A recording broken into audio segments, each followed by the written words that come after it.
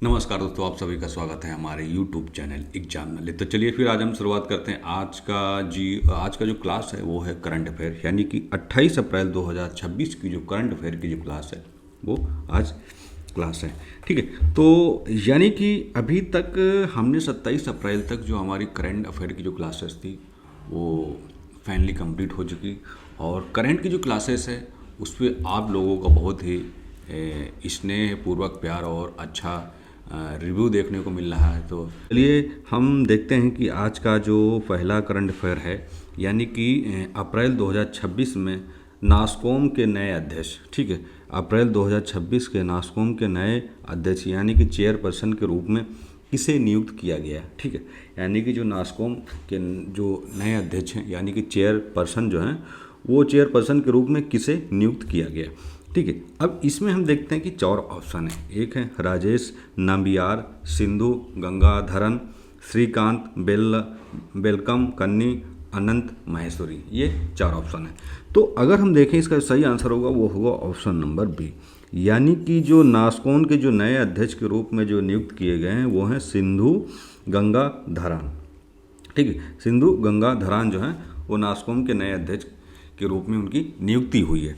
ठीक है, तो जो सिंधु गंगाधरन को नास्कॉम का नया अध्यक्ष नियुक्त किया गया है और वह राजेश नंबियार का स्थान लेंगे। ठीक है, यानी कि अगर हम देखें तो इससे पहले जो थे वो राजेश नंबियार का स्थान, यानी कि इससे पहले जो थे वो राजेश नंबियार जो थे वो नास्कॉम के अध्यक्ष थे। तो नास्कॉम क्या है, तो नास्कॉम जो है भारतीय सूचना प्रौद्योगिकी और बिजनेस प्रोसेसर आउटर सोर्सिंग उद्योग का एक प्रमुख व्यापारिक संघ है। ठीक है, नॉस्कॉम क्या है, नॉस्कॉम जो है वो एक भारतीय सूचना प्रौद्योगिकी और बिजनेस प्रोसेसेस यानी कि आउटर सोर्सिंग का जो उद्योग होता है वो एक प्रमुख व्यापारी संघ है, जिसके अध्यक्ष जो हैं प्रेजेंट में अब वो हैं सिंधु गंगाधरन। ठीक है, सिंधु गंगाधरन। अब हम देखते हैं हमारा जो अगला क्वेश्चन है कि हाल ही में किस देश ने संसद के टोबैको एंड वेपस बिल यानी पारित किया है जो 2009 के बाद जन्मे लोगों को तंबाकू बिक्री पर प्रतिबंधित करता है। ठीक है, यानी कि हाल ही में किस देश ने संसद में टोबैको एंड वेपस बिल पर पारित किया है, और उसमें बोला गया जो 2009 के बाद जो लोग जन्मे लोग उनको तंबाकू बिक्री पर क्या है प्रतिबंधित किया गया है। ठीक है, तो अगर हम देखें तो ऐसा कौन सा देश है, इसमें जैसे कि 4 ऑप्शन है, Bharat, United kingdom, Australia, Canada. ये 4 ऑप्शन है। तो अगर हम देखें इसका जो सही आंसर होगा वो होगा ऑप्शन नंबर बी, यानी कि यूनाइटेड किंगडम ने टोबैको एंड वेपस बिल पारित किया है जो कि 2009 के बाद जो जन्म लोग वो लोग तंबाकू बिक्री नहीं कर सकते, यानी कि तंबाकू जो बिक्री है उस पर क्या है प्रतिबंध लगा दिया गया है जो 2009 के बाद जो जिन लोगों का जन्म हुआ। ठीक है, क्या है इसका देखते हैं कि यूके ने एक ऐतिहासिक विधेयक पारित किया है जिसका उद्देश्य है कि आने वाली पीढ़ियों को धूम्रपान मुक्त बनाना है। ठीक है, इसलिए उन्होंने क्या किया है कि जो 2009 के बाद जिनका जन्म हुआ है उन पे क्या है प्रतिबंध लगा दिया गया कि आप लोग तंबाकू वगैरह जो है वो नहीं बेच सकते हैं। ठीक है, तो जब नहीं बेचेंगे तो आने वाली जो पीढ़ियाँ होंगी उनको मिलेंगी नहीं। ठीक है, तो विधेयक पारित किया जिसका उद्देश्य है कि जो आने वाली पीढ़ियाँ हैं उनको धूम्रपान मुक्त बनाना है। तो इसके तहत क्या है कि इसके तहत 1 जनवरी 2009 या उसके बाद पैदा हुए किसी भी व्यक्ति को कानूनी रूप से सिगरेट बेचना अपराध होगा। ठीक है, यानी कि 1 जनवरी 2009 के बाद जो भी व्यक्ति पैदा हुआ है किसी भी व्यक्ति को कानूनी रूप से सिगरेट बेचना, तंबाकू बेचना कानूनी अपराध माना जाएगा। ठीक, तो इससे क्या होगा कि जो आने वाली जो युवा पीढ़ी है वो इन सब चीज़ों से बच जाएंगे। ठीक, अब हम देखते हैं हमारा जो अगला क्वेश्चन है, यानी कि अगला जो हमारा क्वेश्चन है कि आईपीएल के इतिहास में 50 गेंदों से कम में कई शतक लगाने वाले पहले भारतीय क्रिकेटर कौन बने। ठीक है, यानी कि जो आईपीएल हुआ है, आईपीएल के इतिहास में 50 गेंदों से भी कम में कई शतक लगाने वाले पहले भारतीय क्रिकेटर कौन बने हैं। ठीक है, यानी कि 50 गेंदों से भी कम में वो शतक बना चुके हैं ऐसे कौन से भारतीय खिलाड़ी हैं। ठीक है, अब इसमें देखें विराट कोहली, शुभमन गिल, अभिषेक शर्मा, सूर्य कुमार, ये चार लोग हैं। ठीक है, यानी कि ये जो हैं ये 4 लोग हैं। अगर हम सही आंसर की बात करें तो वो हैं अभिषेक शर्मा।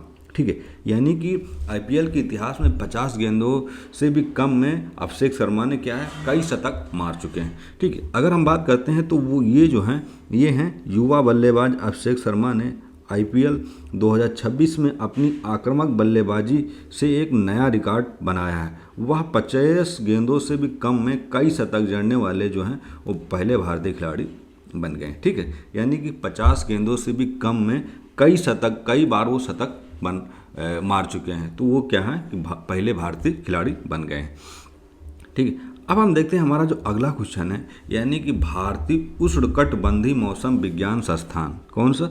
भारतीय उष्णकटिबंधीय मौसम विज्ञान संस्थान यानी कि IITM ने कहा कि X band Doppler weather radar स्थापित किया है। ठीक है, यानी कि X band Doppler weather radar जो है वो स्थापित किया है। ठीक है, तो कौन स्थापित किया? जैसे कि लेह लद्दाख, महाबलेश्वर महाराष्ट्र, शिमला हिमाचल प्रदेश, मुनस्यारी उत्तराखंड, ये 4 ऑप्शन है।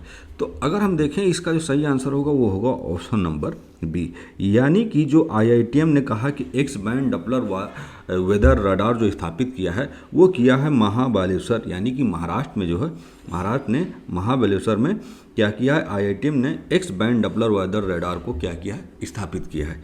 ठीक है, तो ये क्या है कि देखते हैं कि पृथ्वी, ठीक है, पृथ्वी विज्ञान मंत्रालय के तहत IIT पुणे ने महाबलेश्वर में एक उच्च ऊंचाई वाली, ठीक है, एक जो है उच्च ऊंचाई वाली प्रयोगशाला में एक्स बाण राडार चालू किया है। यह कम दूरी पर बादलों की जो संरचना है और बारिश की सटीक निगरानी करने में सक्षम है। ठीक है, इसका क्या काम है कि यह जो है कम दूरी पर बादलों की जो संरचना है और बारिश की जो सटीक निगरानी करने में क्या है, सक्षम है। ठीक है, तो ये क्या है, बादलों की संरचना और उसकी जो मौसम विज्ञान के देखें तो बारिश की ये जो भी चीज़ें होती हैं उस पर एक सटीक जानकारी रखने में सक्षम होगी। ठीक है, अब हम देखते हैं हमारा जो अगला क्वेश्चन है कि नाइट फ्रैंक वेल्थ रिपोर्ट 2026 के अनुसार अरबपतियों की, ठीक है, कौन से अरबपतियों की संख्या के मामले में अगर हम देखें तो भारत का विश्व में कौन सा स्थान है। ठीक है, अगर नाइट फ्रैंक वेल्थ रिपोर्ट 2026 की अगर हम बात करें तो अरबपतियों की जो संख्या के मामले में अगर हम देखें तो भारत का विश्व में कौन सा स्थान रहा है। ठीक है, अगर देखें दूसरा, तीसरा, पांचवा, छठा, ये हमारे 4 ऑप्शन है। तो अगर हम देखें तो इसका सही आंसर होगा वो होगा ऑप्शन नंबर बी, यानी कि भारत का जो विश्व में स्थान है वो कौन सा स्थान है, वो तीसरा स्थान है। ठीक है, कौन सा? तीसरा स्थान। अब हम रिपोर्ट के अनुसार अगर देखें तो भारत में अरबपतियों की संख्या पिछले 5 वर्षों में, ठीक है, यानी कि पिछले 5 वर्षों में 58% से बढ़कर 207 हो गई। ठीक है, यानी कि 58% से बढ़कर कितना, 207% हो गए। इस सूची में अमेरिका 914 है और चीन 485, यानी कि चीन जो है दूसरे स्थान पर। तो अगर हम देखें तो पहले स्थान पे अमेरिका है, दूसरे स्थान पर चीन है, तीसरे स्थान पर क्या है, भारत। ठीक है, तीसरे स्थान पर क्या है, भारत। अब हम बढ़ते हैं हमारा अगला जो क्वेश्चन है कि ISSF जूनियर विश्व कप 2026 में पदक तालिका में कौन सा देश शीर्ष स्थान पर रहा है। ठीक है, यानी कि जो IISF जूनियर विश्व कप 2026 हुआ था उसमें पदक तालिका में कौन सा देश जो था वो शीर्ष स्थान पर रहा है। अगर हम देखें तो चीन, मिस्र, भारत, जर्मनी, ये 4 देश हैं। तो अगर हम देखें तो इसका सही आंसर होगा वो होगा ऑप्शन नंबर सी, यानी कि ISSF जूनियर विश्व कप 2026 में जो पदक तालिका में जो सर्वश्रेष्ठ जो देश का जो रहा है वो कौन सा, वो हमारा भारत रहा है। ठीक है, तो ये कहाँ हुआ था, ये काहिरा मिस्र में आयोजित, ठीक है, ये काहिरा मिस्र में आयोजित जूनियर विश्व कप में भारतीय टीम ने कुल कितने 16 पदक, ठीक है, 16 पदक, 5 स्वर्ण, 6 रजत और 5 कंस्य जीतकर पदक तालिका में प्रथम स्थान प्राप्त किया। ठीक है, यानी कि जो ISSF में जूनियर विश्व कप में भारतीय टीम ने कुल 16 पदक जीते, जिसमें से 5 जो हैं स्वर्ण पदक हैं, 6 रजत हैं और 5 कंस्य जीतकर पदक तालिका में जो है भारत ने अपना प्रथम स्थान हासिल किया है। ठीक है, अब हम देखते हैं हमारा जो अगला क्वेश्चन है कि हाल ही में चर्चा में रहा नीलगिरी तहर। ठीक है, नीलगिरी तहर मुख्यतः किस क्षेत्र में पाया जाता है। ठीक है, यानी कि हाल ही में जो चर्चा में रहा है नीलगिरी तहर जो है वो मुख्यतः किस क्षेत्र में पाया जाता है। तो अगर हम देखें इसमें 4 ऑप्शन है, पूर्वी हिमालय, पश्चिमी घाट, आरावली पर्वतमाला या सुंदरवन। ये 4 ऑप्शन है। तो अगर हम देखें इसका जो सही आंसर होगा वो सही, अगर हम देखें तो ये इसका जो सही आंसर होगा वो होगा ऑप्शन नंबर बी, यानी कि नीलगिरी ताहर जो है वो पश्चिमी घाट के क्षेत्र में जो है वो पाया जाता है। ठीक है, तो इसका जो ऑप्शन है वो यानी कि बी जो है सही है। ठीक है, तो नीलगिरी ताहर जो है वो तमिलनाडु राज्य का पशु है। ठीक है, ये चीज़ आप याद रखना, यानी कि नीलगिरी ताहर जो है वो क्या है, तमिलनाडु का राज्य पशु, और यह मुख्य रूप से पश्चिमी घाट के ऊंचे घास के मैदानों में पाया जाता है। हाल ही में इसके संरक्षण के लिए एक सिंक्रोनाइज्ड सर्वे किया गया है। ठीक है, यानी कि इसके संरक्षण यानी इसकी देखभाल के लिए क्या है, सिंक्रोनाइज्ड सर्वेक्षण किया गया है। तो ये चीज़ आपको याद रखना है कि जो नीलगिरी ताहर है वो तमिलनाडु का क्या है, राज्य पशु है। ठीक है, तो ये कहाँ पाए जाते हैं, ये पश्चिमी घाट के जो ऊंची घास के मैदान हैं वहाँ पर पाए जाते हैं, और इसके संरक्षण के लिए क्या किया है, सिंक्रोनाइज्ड सर्वे किया गया है। ठीक है, क्योंकि ये तमिलनाडु राज्य का पशु है। ठीक है, अब हम देखते हैं हमारा जो अगला क्वेश्चन है कि वाइब्रेंट विलेज प्रोग्राम, कौन सा, वाइब्रेंट विलेज प्रोग्राम के दूसरे चरण में जम्मू कश्मीर के किस जिले के 6 सीमावर्ती गांवों को शामिल किया गया। ठीक है, यानी कि वाइब्रेंट विलेज प्रोग्राम जो था, यानी कि वीवीपी के दूसरे चरण में जम्मू कश्मीर के किस जिले के जो 6 सीमावर्ती गांव हैं उनको शामिल किया गया है। अब इसे हम देखते हैं पूंछ, कठुआ, राजौरी, कुपवाड़ा, यानी कि ये 4 ऑप्शन है। तो अगर हम सही आंसर की बात करें तो ये जो होगा ऑप्शन नंबर बी, यानी कठुआ। ठीक है, कठुआ जिले के जो 6 सीमावर्ती गांव हैं उनको क्या किया गया, शामिल किया गया है। ठीक है, कौन सा जिले, कठुआवर्ती के जो जिले, कठुआवर्ती जो जिला है उसके जो 6 सीमावर्ती जो गांव हैं क्या है, उनको वीवीपी के दूसरे चरण में शामिल किया गया है। ठीक है, तो ये किसके, तो गृह मंत्रालय ने क्या किया, गृह मंत्रालय ने कठुआ जिले के बोबिया, कदियाल, गजनाल जैसे 6 गांवों को विकास के लिए क्या किया, वीवीआईपी यानी कि सेकंड के तहत चुना है। इसका उद्देश्य है कि सीमावर्ती क्षेत्रों में क्या बुनियादी ढांचे और जीवन स्तर में क्या होगा, सुधार करना है। ठीक है, इसका जो उद्देश्य है, इसका उद्देश्य ये है कि सीमावर्ती जो क्षेत्र हैं उनमें बुनियादी ढांचे और क्या करना है कि जो जीवन स्तर उसमें क्या करना है, सुधार करना है। तो इसलिए गृह मंत्रालय ने कठुआ जिले के 6 गाँवों को क्या किया है, वीवीआईपी सेकंड के यानी कि दूसरे चरण में शामिल किया है। ठीक है, अब हम बढ़ते हैं, हमारा जो अगला क्वेश्चन है कि हाल ही में किस बैंक ने कीवी के साथ मिलकर credit on UPI card launch करने की साझेदारी की। ठीक है, यानी कि अगर हम देखें तो हाल ही में किस बैंक ने कीवी के साथ मिलकर credit on UPI card launch करने की साझेदारी की। ठीक है, तो इसमें देखते हैं कौन सी बैंक, जैसे कि भारतीय state bank, Punjab national bank, Canara bank और बैंक ऑफ बड़ौदा बैंक, ये 4 बैंक है। तो अगर हम देखें इसका जो सही आंसर होगा वो होगा ऑप्शन नंबर डी, यानी कि कीवी के साथ मिलकर बैंक ऑफ बड़ौदा ने क्रेडिट ऑन यूपीआई के लॉन्च करने की जो साझेदारी है उसको स्वीकृति दी है। ठीक है, तो इसमें क्या है कि बैंक ऑफ बड़ौदा और फिनटेक फार्म, ठीक है, यानी कीवी ने डिजिटल भुगतान को बढ़ावा देने के लिए यूपीआई क्रेडिट कार्ड की सुविधा को प्रदान करने हेतु हाथ मिलाया है। ठीक है, यानी कि बैंक ऑफ बड़ौदा ने क्या किया है कि फिनटेक फार्म यानी कीवी ने क्या किया, डिजिटल भुगतान को बढ़ावा देने के लिए यूपीआई जो क्रेडिट कार्ड है उसकी सुविधा प्रदान करने हेतु क्या किया है, बैंक ऑफ बड़ौदा से क्या किया, हाथ मिलाया है।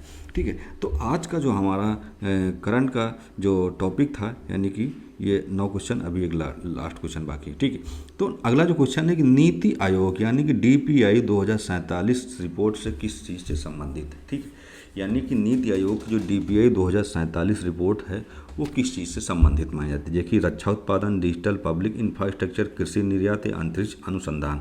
ठीक है, अंतरिक्ष अनुसंधान। तो अगर हम इसका सही आंसर देखें तो वो होगा ऑप्शन नंबर बी, यानी कि जो 2047 की नीति है, ठीक है, वो किस चीज़ से संबंधित, वो है डिजिटल पब्लिक इंफ्रास्ट्रक्चर। ठीक है, यानी कि डिजिटल पब्लिक इंफ्रास्ट्रक्चर से संबंधित है। तो नीति आयोग ने क्या किया कि विकसित भारत यानी कि 2047 में क्या होगा कि हमारा जो भारत है वो 100